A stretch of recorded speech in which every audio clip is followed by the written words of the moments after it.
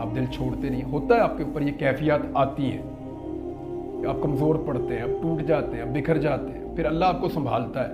वो आपको दिखाता है ना पहले आपकी औकात बार बार कि ये भी तेरी औकात है बंदे। फिर वो बताता है कि वो खुद कितना बड़ा है, क्या है अल्लाह। वो फिर बताता है कि वो क्या कर सकता है। इससे आप उसको पहचानते हैं बार बार। हम जरा नालायक लोग हैं, हमें पहचानने में मुश्किल होती है।